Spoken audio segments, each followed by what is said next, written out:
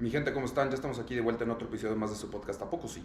Donde hoy tenemos a un buen amigo, hoy sí lo puedo decir, a un buen amigo, al buen Julian, que él es un emprendedor, él es alemán, pero ha vivido en una cantidad de lugares alrededor del mundo que ya nos contará. Pero bueno, como siempre les digo, vamos a dejar que él se presente. Julian, ¿cómo estás? ¿Qué tal, Charlie? Muy bien, muchas gracias. ¿Y tú? También bien, muchísimas gracias. Y qué bueno que ya se nos armó que tuvieras tu ¿A poco sí? Porque además estás a punto de regresarte, aunque sea un ratito, pero te quieres regresar a Alemania, estar cerca de la familia. Sí, un rato. Entonces quisimos grabar tu episodio antes de que te regresaras para que llegues a Alemania enseñándole a todo mundo, ¿no? Exacto, lleva poco sí hasta Alemania. Hasta Alemania, no le van a entender ni madres, pero lo vamos a llevar. Algunos. Sí. ¿Cómo se diría poco sí en alemán? Creo que sería algo tipo wirklich, o sea, es como afirmativo, ¿no? Cuando Ok, alguien dice exacto. algo y dices, wirklich, Ajá. algo así sería, sí. ¿Wirklich? Wirklich. ¿Cómo se escribe? W-I-R-K-L-I-C-H. Wirklich. Wirklich. Sí. Ah. Ya te puedes ir a Alemania, a una copa. Excelente. Qué chingón. ¿Hace cuánto te saliste? Porque ni siquiera voy a decir hace cuánto llegaste a México. ¿Hace cuánto te saliste de vivir en Alemania?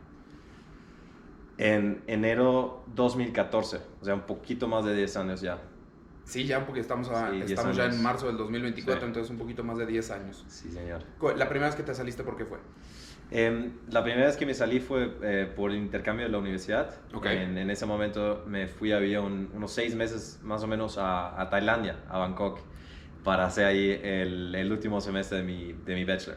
¿De qué era tu bachelor? Economía. En economía. Sí. ¿Y por qué Bangkok? O sea, la versión oficial es porque es una buena universidad y todo. La versión inoficial es que en ese momento yo estaba podía irme a una universidad en Europa. Eso fue en enero hasta junio, ¿no? Ok. Entonces, en esa época del año en Europa hace demasiado frío, el clima es feo, todo el contrario de Tailandia. Entonces dije, bueno, voy a aprovechar, me lanzo a Bangkok. Otra cultura, verano, fiesta. Entonces, bueno, esa en realidad es la versión real, ¿no? Verdadera. ¿Te fuiste solo o te fuiste con una bola de amigos? No, yo me fui solo. Creo que había un chico más de la universidad, pero que no era ni siquiera de mi carrera, que también se fue a Bangkok, pero ahí estaba solo, casi, sí. ¿Y cómo es en Alemania? Creo que es hasta... Bueno, no voy a decir más fácil, sino un poquito como aquí. Hasta los papás esperan que sí tomes ese semestre fuera, ¿no? Como que sí es algo que te dicen, sí, dale. Sí, o sea, creo que muchos de los papás lo recomiendan. En el caso de mi familia, por ejemplo, creo que sobre todo a mi mamá le hubiera gustado si hubiera escogido un destino un poco más cerca, ¿no? Que no era Tailandia, pero sí, o sea, casi todos nosotros lo hacemos en realidad si tenemos la oportunidad de hacerlo. ¿Te fuiste un semestre o un año? Un semestre, 6 meses. 6 meses. ¿Y Sí. cómo fue ese shock cultural? No, era increíble, ¿no? O sea, la verdad es que es una cultura tan distinta. Yo había viajado justo el año anterior a Asia, también conocía Tailandia, Bangkok ya, pero de turista con mi familia, y la verdad es que la vida es totalmente distinta, ¿no? O sea, en realidad todo es distinto ahí, ¿no? Y para mí fue también la primera experiencia en el extranjero, así, viviendo solo, lejos de la familia, haciendo 100% mis cosas, ¿no? De que no tenía quien realmente me podía ayudar. Entonces, toda la experiencia, la verdad es que ha sido muy, muy positiva, y creo que justamente esa experiencia también hizo de que desde entonces prácticamente vivo en el extranjero, ¿no? O sea, en ocasiones más cerca de Alemania que en otras, pero esa fue como la cosa que me hizo querer hacer esto, ¿no? Yo también ya tuve la oportunidad de conocer Bangkok y la verdad es que es una ciudad enorme. O sea, y es bastante cosmopolita. O sea, tienen unos centros comerciales, unas tiendas, todas las marcas están ahí, restaurantes internacionales están ahí. O sea, sí, a veces piensas en Tailandia y piensas la playa bonita, las Moonlight Party, todo eso, pero de repente llegas a Bangkok y dices, ah, caray, ¿esto de dónde salió, no? Sí, no, y la verdad es que lo que es muy interesante, y yo creo que eso es muy, muy distinto a un país como México.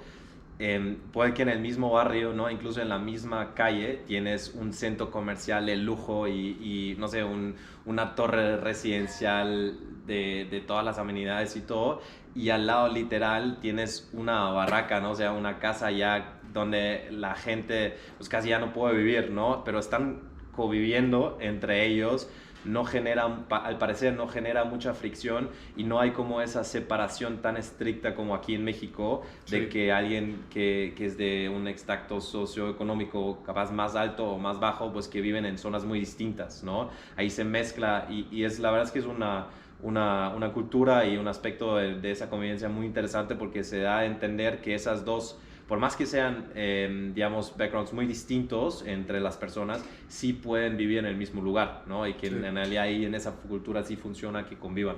Es muy distinto. Es muy distinto, pero al mismo tiempo creo que ellos tienen la misma cultura que nosotros del street food, de salir a la calle, de ir al mercadito, de comer su garnacha, por así decirlo, que es el noodle frito y cosas así. Y de hecho sé que en Bangkok, creo que sí es, hay un puestito de la calle que tiene hasta una estrella Michelin.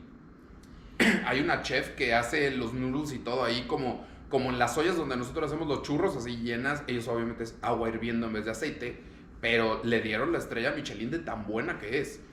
No me tocó ir a este lugar, pero la verdad es que, o sea... O no sabes, tal vez sí. Bueno, capaz sí, incluso, ¿no? Pero la verdad es que a mí me fascina la comida tailandesa, o sea, para mí una de las mejores. No la quiero poner a competir con la mexicana, que la mexicana igual es muy buena, ¿no? Lo que decir, pero... no se puede, no hay competencia. Pero la verdad es que sí, o sea, prácticamente en cualquier puestito de la calle comes cosas extremadamente deliciosas. ¿Cómo fue para ti ese shock? O más bien, ¿cuál fue el shock cultural más grande que viviste de Alemania a Tailandia? Mira, empezó en realidad el día que llegué. O sea, yo había hablado, o sea, ya conocía un poco Bangkok, ¿no? Pero es una, como bien dices, es una ciudad enorme, que creo, no sé cuántas personas viven ahí, pero son varios millones de personas, ¿no? Y yo había hablado con mi familia, ¿no? Y me dijeron, oye, pero cuando llegues ya después del vuelo tan largo, pues te agarras un taxi y te lleva directamente a la residencia, ¿no? Sí. Y yo dije que no quería eso, o sea, yo quería tener la experiencia así de un local. Entonces me subí al metro y llegué a la estación. Después de haber llegado, todavía no tenía datos en mi celular, ¿no? Entonces me costaba mucho ubicarme, ¿no? Llegaba a la estación donde sí me tenía que bajar, o sea, eso sí estaba bien, pero no sabía cómo llegar a la residencia, ¿no? Entonces, ¿eran residencias universitarias? Era una residencia universitaria, ¿no? Entonces ahí me encontré, o sea, el campus de la universidad a la que yo iba era enorme. Entonces el campus, la verdad es que quedaba justo en la estación. Entonces entré al campus porque sabía que la residencia quedaba justo al lado del campus, pero no sabía exactamente en qué parte del campus, que era enorme, ¿no? Entonces había ahí unos dos chicos que les empecé a hablar, ¿no? Les dije, oye, yo tengo que ir a este lugar, ¿cómo llego? En inglés, obviamente. En inglés, pero el problema era de que estos muchachos no hablaban inglés. ¡Ah! Entonces eso sí lo había hecho desde antes, ¿no? Imprimí un mapa donde más o menos podías ver dónde quedaba esa residencia y les mostraba el mapa. Ellos me dijeron algo en Thai, pero yo no lo entendí, obviamente, ¿no? Sí, claro. Entonces dije, ok, ¿qué hago ahora? ¿No? Entonces resultó estos muchachos se dieron cuenta, obviamente, que yo no los entendía, y me agarraron mis dos maletas grandes y las empezaron a cargar. Y dijeron, ok, yo te los voy a cargar hasta que llegues a tu residencia, ¿no? Y me acompañaban media hora, 30 grados, fuera, full sol, No, man. ellos en su uniforme, y me llevaban literalmente mis maletas hasta llegar a la puerta de la residencia. Media hora caminando. No mames. Yo todavía les intentaba decir, oye, por lo menos, o sea, muchas gracias por llevarme, déjenme por lo menos a mí llevar las maletas, ¿no? O sea, sí confiabas de que te estaban llevando a tu residencia. Pues Era un volado. casi no tenía alternativa, ¿no? Era, o me llevan estos bien a mi residencia o me llevan a otro lugar, pero pues no tenía muchas alternativas. ¿Eran estudiantes de Eran estudiantes okay. de la universidad también, Okay. ¿no? Entonces me acompañaban, y eso para mí fue como el primer shock así cultural, ¿no? Que decía, o sea, no sé si lo hubieran hecho si me podían haber dicho dónde tenía que ir para llegar, ¿no? A lo mejor hubieran dicho, ok, ya sabe dónde tiene que ir, y entonces él va a ir solo, ¿no? Sí. Pero ellos se tomaban el tiempo, ¿no? Y obviamente me llevaban las maletas hasta la puerta, ¿no? Y esto en otras culturas, la verdad es que no lo había visto, ni mucho menos pasaría esto en Alemania, creo, ¿no? Claro. Aquí en México te habían dicho, vete 3 cuadras a la izquierda y vas a llegar. Algo así, ¿no? Y tal vez ni siquiera y probablemente no hubiera llegado, sí, ¿no? sí. Porque era un laberinto ese campus, pero bueno. Sí. Y eso fue como la primera experiencia que decía, ok, esto está muy cañón, ¿no? De que esa gente es como tan servicial. Y es una impresión que se confirmó en toda esa estadía de 6 meses, que la gente es extremadamente servicial, son muy discretos, ¿no? Pero sumamente serviciales, te quieren ayudar, ¿no? Y hubo muchos de estos ejemplos durante el tiempo que estaba ahí, ¿no? Desde que llegué hasta mis compañeras de la universidad, que siempre me compartían sus apuntes, que las dejaban perfectas, ¿no? Para que yo no tendría que ir a las clases. Era una locura, ¿no? El choque cultural del lado de la estudiada, o sea, ya de las clases y todo eso. Por ejemplo, yo sé que en Alemania no tienen faltas. Si no vas a la clase, pues es tu rollo si repruebas, ¿no? Sí. ¿Tailandia? Creo que era un poco distinto el caso para nosotros, ¿no? Era un convenio entre nuestra universidad y esa universidad y la verdad es que nos aprobaron, ¿no? Los cursos, o sea, sí teníamos que tomar los exámenes y todo y nos pusieron notas y esas notas luego las tuvimos que ingresar a nuestra universidad, etcétera. Creo que para ellos sí es que tienes que, o sea, si no pasas, pues tienes que tomarlo otra vez. Pero para nosotros, o sea, a mi parecer no es tan estricto como en Alemania. O sea, para nosotros era, ok, tienes 2 intentos, si no apruebas en el segundo intento, te quedas fuera de tu carrera, ¿no? Órale, te sacan. Te sacan. Y no es como que, ok, estudio economía en la universidad A, me sacan de la universidad A y me meto a estudiar economía en la universidad B. Medio te restringen durante 5 años de que no puedes estudiar la misma carrera, ¿no? Okay. En ninguna universidad. Ojo, obviamente en una universidad privada es un poco más flexible, pero en las universidades públicas, que suelen ser las buenas, allá es bastante estricto. Pero exactamente es lo que te iba a decir, las universidades, o sea, para ustedes prácticamente la educación es gratuita. Así es. Sí. ¿Es normal entonces que si empiezas tú y dices voy a estudiar economía, ya tienes un plan B por cualquier cosa que dices, bueno, pues si me sacan de economía, pues me voy a ir a ingeniería civil, no sé, otra cosa? Pasa mucho, ¿no? De hecho, hay mucha gente que justamente eso es un poco un problema también de tener... O sea, yo estoy 100% a favor de que la educación buena debería ser gratuita porque para mí es la base para que funcione un país, ¿no? Sí, y que la gente sí. tiene buena educación y que tenga acceso. Lo que sí pasa es como es gratis, mucha gente se pone a probar muchas cosas distintas y dice, ok, capaz no me gustó tanto eso, entonces me meto ahora en otra carrera que ojalá me guste más, que tiene ventajas, pero al mismo tiempo tiene la desventaja que la gente no está tan incentivada de terminar la carrera porque sabe que le va a tocar otra vez pagar la matrícula, la inscripción y todo, ¿no? Entonces, pasa mucho y como digo, ¿no? O sea, todo tiene sus ventajas y desventajas. Sí, tal cual. Y después de los 6 meses en Bangkok, te regresaste a Alemania. ¿Era tu último semestre o qué semestre te fuiste? Era mi último semestre, me quedaba a escribir la tesis, me regresé a Alemania, escribí la tesis y me fui a Chile. Te fuiste a Chile. Me fui ya a graduado. Chile. Ya graduado, eso fue en enero de 2015. Okay. La historia de Chile para mí es, o sea, yo tengo una familia de intercambio, una familia chilena de descendencia alemana. Okay. Entre mi colegio y el colegio alemán de esa ciudad en Chile hubo un convenio. Nosotros en mi familia recibimos uno de los chicos de una familia, se quedó a vivir con nosotros 6 meses. Eso fue cuando estábamos en la prepa, teníamos 17, 18 años. Se quedó 6 meses a vivir conmigo y yo siempre quería ir también a Chile y ha pasado un tiempo, ¿no? De hecho fue parte del intercambio.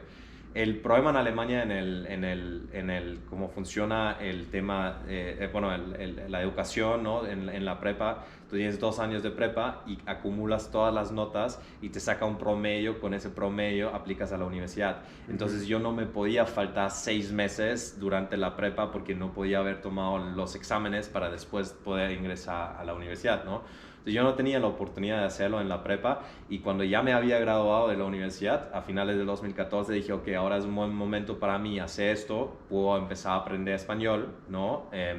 Tengo esa familia de intercambio que siempre me dijo, oye, ¿por qué no vas? Etcétera, ¿no?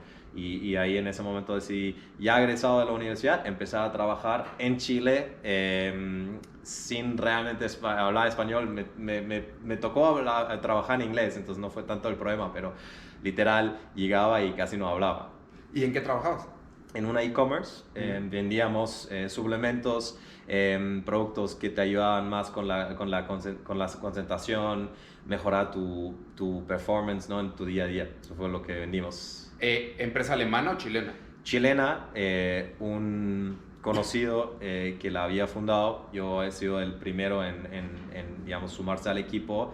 La primera experiencia, por más que no he empezado yo ese negocio, en realidad yo intentaba ayudar a levantarlo, nos fue muy mal, pero buena experiencia, y la verdad es que sobre todo la experiencia de vivir en Chile, poder aprender español, vivir en una cultura que era totalmente distinta a la cultura asiática, tailandesa, que acabo de conocer, ¿no? Sí. Entonces eso también fue como otro choque cultural, que dije, ok, eso sí es totalmente lo opuesto, ¿no? O sea, los asiáticos, lo que me tocó conocer y vivir, ¿no? Son súper reservados, son más discretos, o sea, no son tan abiertos, no tan cálidos, ¿no? Llegué a Chile y aterrizaba después de un viaje de 20 horas y mi hermano de intercambio me sacaba de fiesta, no hablaba ni una palabra de español, no me puso a bailar con gente, ¿no? La gente, di algo en español, yo decía 3 palabras, se rían de mí, ¿no? En Tailandia nunca me hubiera pasado esto, ¿no? Y así era como, ok, llego de un extremo al siguiente. Para ti, por ejemplo, entre Chile y Tailandia, perdón, ¿qué es más parecido a México? ¿O cada una tiene sus similitudes? No, yo creo que o sea, las culturas latinas en sí se parecen mucho más que, o sea, para mí, en mi percepción, ¿no? Que las culturas asiáticas. La cosa que tienen ambas culturas en común, ¿no? Y por eso digo, o sea, la cultura chilena, por más que tiene diferencias con la cultura mexicana, sí se parece mucho más entre ellas, ¿no? Que ambas culturas con la cultura tailandesa. Okay. Pero lo que sí siento que tanto en Tailandia como en Latinoamérica en general, el concepto de la familia, ¿no? Y que coincides y que pasas tiempo con la familia, eso sí es algo que ambas culturas tienen en común. ¿A diferencia de la alemana, a eso te refieres? No realmente, creo que es algo que también es una cosa que la cultura alemana tiene en común. Yo capaz estoy como un poco biased, ¿no? Porque yo vengo de una familia muy unida, nos gusta mucho compartir tiempo juntos, ¿no? Y de hecho, cada vez que voy, o sea, estamos prácticamente siempre juntos, ¿no? Pero sí he visto muchas familias que en Alemania sobre todo, ¿no? Que se separan, que no sé exactamente cuál es la tasa de divorcio hoy en día en Alemania, ¿no? Pero si no estoy mal, estás arriba del 50%, ¿no? Entonces, ese concepto de la familia y de ser muy unido y compartir tanto tiempo entre ellos es cada vez menos común. Bueno, pero esa tasa que mencionas, yo creo que, digo, no conozco obviamente o no he leído de todas las partes del mundo, pero creo que mundialmente la tasa de divorcio cada vez es más grande. Me acuerdo que yo me sorprendí mucho la vez que fui a Dinamarca, que me platicaban que literalmente hay una aplicación donde te puedes meter y dicen, pues ya nos queremos divorciar, pues te metes al app, te divorcias y se acabó. Sí, o sea, seguramente es una tendencia global, ¿no? Sí. Pero sí, eso es algo que sí noté, que es algo que creo que tienen la cultura latina y la cultura asiática, la que conocí, Tailandia, ¿no? Tienen en esa parte más, eso familiar y de intentar ser más unidos, sí, lo siento más que en Alemania, por ejemplo. Ok. Y cuando llegaste, ¿cómo conociste a la persona que te contrató en Chile? Fue hoy en día, de hecho, un familiar de esa familia, ¿no? En ese momento fue el novio de una de mis hermanas de intercambio, un chico que estaba en McKinsey en ese momento, que trabajaba mucho, que viajaba mucho por su trabajo como consultor, y ellos empezaron a tomar esos productos, ¿no? Y los quería vender en Sudamérica. Eran productos que principalmente venían de Estados Unidos y Australia. Okay. Y así yo lo conocí a través de la familia y me dijo, oye, si te late casi que emprender, ¿no? Que era algo que yo siempre quería, lánzate conmigo, ¿no? Y buena experiencia, por más que todo nos fue mal, ¿no? ¿Qué fue lo que pasó? O sea, ahorita viendo en retrospectiva, ¿qué fue lo que pasó? O sea, empezó con tal de que nunca conseguimos los permisos para vender los productos en Chile.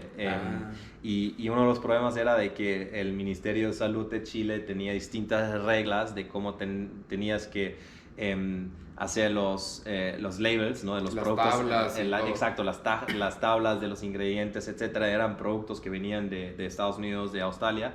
ahí se permitía hacerlo como, o sea, en la tabla, ¿no? Decía que era una mezcla de distintos ingredientes, y en Chile el Ministerio de Salud no permitía eso. Entonces, cuando importábamos los productos, se quedaban en aduana, nosotros teníamos que pedir la fórmula a las empresas que en realidad fabricaban estos productos, y las empresas, después de muchas conversaciones, negociaciones, pues nos dijeron, ¿saben qué, chicos? Si nosotros les decimos exactamente con qué porcentaje entra cada ingrediente en este producto, nos pueden copiar la fórmula. Sí, claro. ¿No? Entonces nunca nos dieron la fórmula, nunca pudimos sacar los productos de aduana, se quedaban ahí, y se acabó la idea. Se echaban a perder, ¿no? también. Sí, bueno. ¿Y ni firmando NDA no hubo manera? No, porque al final del día lo teníamos que etiquetar en la cajita de o sea, eran capsulitas, por ejemplo, ¿no? Entonces, sí, en la etiqueta, en la caja, teníamos que identificar y especificar exactamente, ok, este ingrediente está en este producto con un 3%, o no sé, 2... Sí, literalmente te estaban dando su fórmula secreta. Exacto. Entonces eso fue lo que se nos complicó mucho. Ok. Y ahí se terminó el proyecto. ¿Cuánto tiempo duraste haciendo eso? Terminamos, o sea, después de 6 meses intentando prácticamente todo, ¿no? Nosotros estábamos jugando también un poco la carta de intentar conseguir inversores para poder comprar mucha más cantidad, porque al final del día para ellos fue una cuestión de que si es suficiente negocio para mí, para arriesgarme, ¿no? De decirte qué trae. De decirme qué es lo que traía ese producto, ¿no? Entonces buscábamos capital, intentábamos digamos, de distintas maneras, pero pues finalmente no lo sacamos nunca, ¿no? Y después de 6 meses dijimos, ok, ya estuvo. ¿Y cómo fue? O sea, ¿qué hiciste después de 6 meses? O sea, supongo que fue una decisión en conjunto, decir, pues no se pudo. Sí. ¿Y qué hiciste después de esos 6 meses? Me regresé hice un viaje con mi familia a México, de hecho. Ahí fue la primera vez, eso fue a mediados del 2015. ¿A dónde? ¿A Cancún o dónde fueron? Sí, lo típico gringo, ¿no? La familia extranjera que llega a la Ribera Maya. Sí, fuimos a Cancún, y me fui unas semanas a Alemania, como 3-4 semanas a Alemania, y me fui a Argentina. Okay. Me fui a Argentina. Yo tenía la idea, como me había metido más en el tema de buscar inversión para el proyecto, etcétera, me empezó a llamar mucho la atención el lado del inversor, ¿no? Okay. O sea, ahí en el proyecto en Chile yo estuve en el lado del emprendedor, ¿no? Intentando armar el negocio y todo, pero me llamaba mucho la atención la parte del inversor. Yo siempre, por más que no he estudiado finanzas, siempre me ha gustado mucho el mundo financiero. Entonces dije, ok, lo quiero conocer. Entonces decidí, no quería dejar, o sea, quería seguir en Sudamérica, quería seguir mejorando mi español, ¿no? Seguir teniendo esa experiencia, y me busqué un trabajo en Buenos Aires. Me fui a Buenos Aires, entré a un fondo de Venture Capital, y ahí seguía mi aventura en Sudamérica. ¿Ya habías ido a Argentina? O sea, cuando estuviste en Chile, ¿viajaste alrededor o no? Sí, hice un viaje de mochilero, llegué a Buenos Aires y dije, ok, esa ciudad me gusta mucho, ahí quisiera vivir. De hecho, platicábamos el fin de semana que salimos, que me estabas contando que el no saber español y el que te vieran así como que no hablaba era un ganchazo, ¿no? Sí. Todo el mundo quiere con el que no puede platicar y que se ríen y que esto, porque como bien lo decías, te saca de tu área de confort. Exacto. Para ti, ¿qué fue? O sea, ¿cómo te lograste sentir tan cómodo estando fuera de tu área de confort?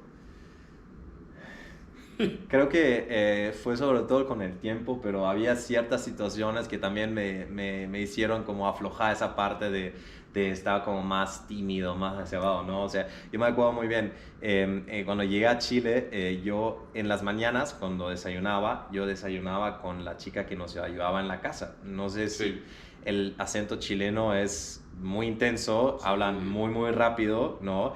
Y yo casi no hablaba. Entonces, creo que la señora después de 6 semanas, todos los días contándome la misma historia, después de 6 semanas finalmente la pude entender, ¿no?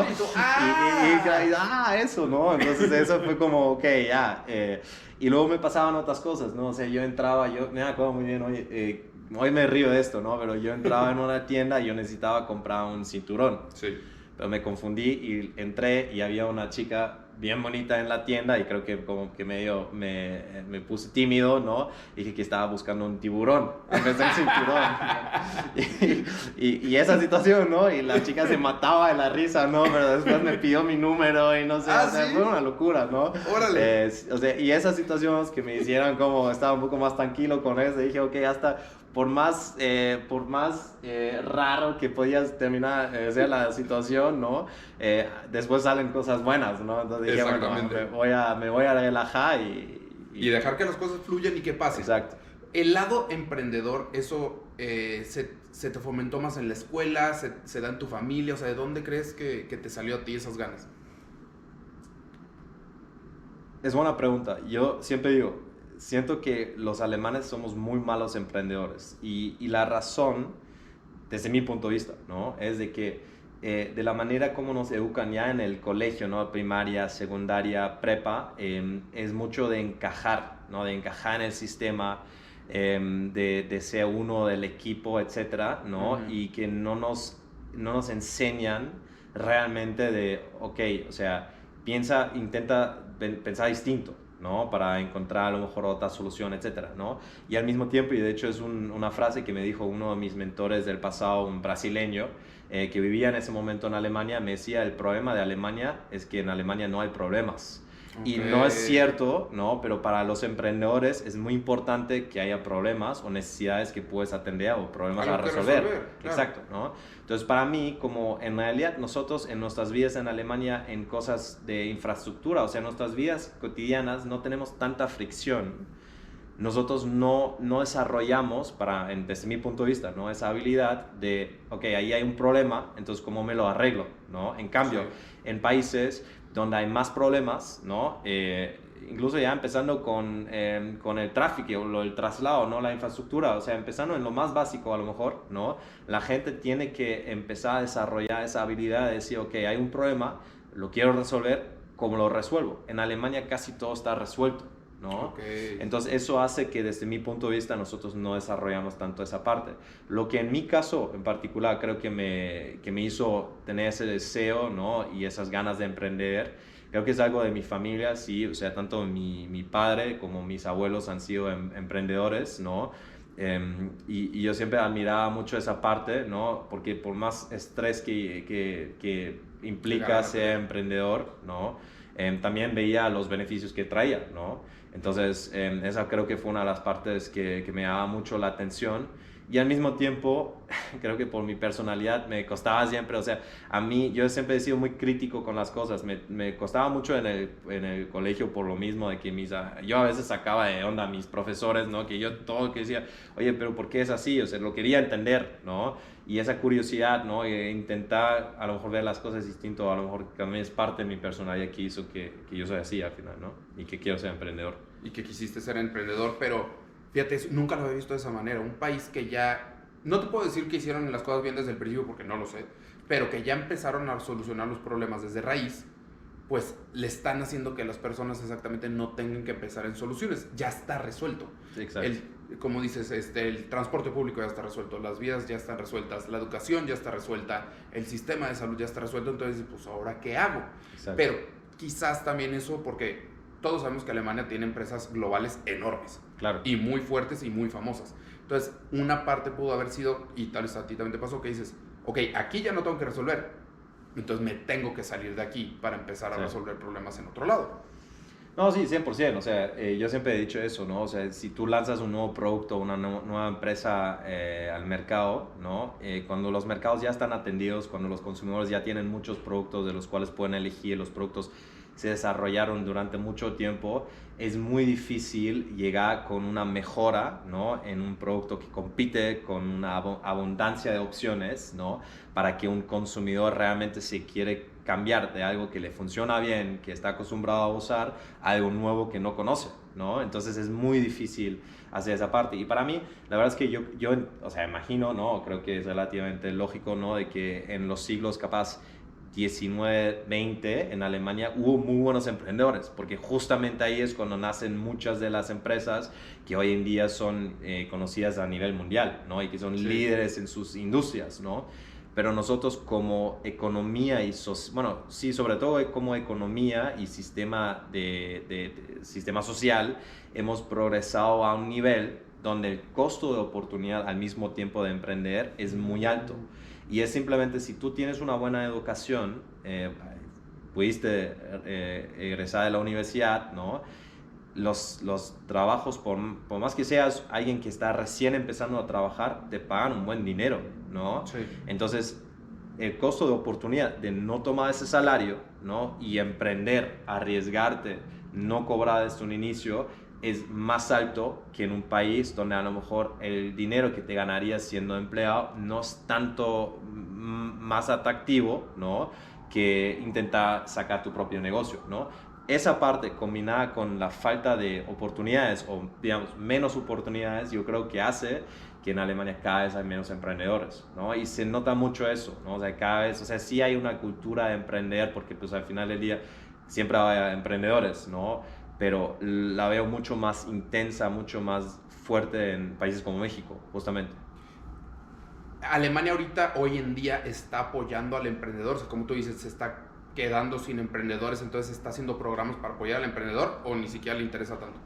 Hay también programas que sobre todo, o sea, iniciativas del gobierno que le dan cierto nivel de fondeo, ¿no? Beneficios fiscales, pero por otro lado hay, por ejemplo, cierta ignorancia de mecanismos que le ayudan al emprendedor a realmente emprender, ¿no? Y empieza con cosas como que como tú como emprendedor, que es el que funde una empresa, ¿no? Puedes hacer participar a tus empleados para que participen como accionistas, ¿no? En la sociedad, ¿no? Eso es algo que es una figura que es muy común en Estados Unidos, que está por todos lados, ¿no? Que en Alemania hoy en día no existe. Y cuando tú eres un negocio que arranca y tú no puedes pagarle un salario muy alto a tus empleados todavía, y le quieres compensar esa parte con darle capaz opciones de convertir esas opciones en acciones de la empresa en el futuro, esos instrumentos no hay, o sea, no los benefician, de hecho los restringen fiscalmente. Ah, sí, los restringen, o sea, hay digamos, regulaciones fiscales que cuando yo como empresario, a ti como mi empleado, te asigno esas opciones, para ti es un ingreso y tú tienes que tributar ese ingreso. Aunque ni siquiera te está llegando dinero. Exacto, pero tú no has ganado nada con eso, ¿no? Okay. Entonces tú como empleado en realidad no puedes recibir ese dinero, al no ser que tienes el dinero para ahora pagar los impuestos, para que ojalá en el futuro puedas vender esas acciones y tienes un ingreso. Entonces son cosas que hacen que es muy difícil para un emprendedor arrancar esto, ¿no? Y hace que muchos de los emprendedores alemanes, de hecho, intentan constituir sus negocios y sus empresas en otros lados, ¿no? Que hacen sociedades en Estados Unidos, por ejemplo. ¿O en otras partes de la Unión Europea?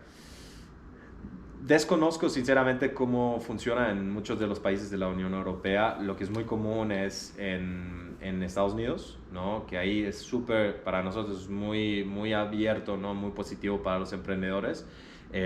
Y es muy común también en Inglaterra, que ha cambiado un poco por el Brexit, ¿no? Sí. Pero sí ha sido como países donde hubo más empresas que se constituyen. Ok. Y entonces ya llegaste a Buenos Aires. Sí. Ya vas ahora del lado del inversionista, quieres estar del lado del venture capital. ¿Cómo iba tu español para entonces? Ya estaba mucho mejor, ya podía hablar con la gente. ¿Ya le entendía a la señora? Exacto, ya no era tan chistoso cuando hablaba, ¿no? Pero me costaba mucho trabajar en español todavía, sinceramente. ¿Y tu trabajo en Buenos Aires era en inglés? En inglés, sí, Ok. eso me salvaba. ¿Y cómo sentiste ese lado del inversionista? Me gustó, pero me gusta mucho más el lado del emprendedor. O sea, Okay. Yo siento de que, o sea, hay incluso, o sea, sobre todo en el mundo del venture capital, ¿no? Los que montan los fondos también son emprendedores, Claro. ¿no? O sea, tienen que conseguir inversores que confíen en su capital para que ellos hagan las inversiones, etcétera. Tienen que aprender a analizar a la empresa que le van a invertir. Exacto. Es un trabajo bien complicado, pero me gusta más, o sea, y yo lo noto en mí, en cada proyecto en el cual participo, ¿no? O sea, esa fase inicial de tener una idea y después buscar cómo realmente, o sea, cómo realizarla, ¿no? Y agregar valor para tus clientes, esa parte es la que más me motiva.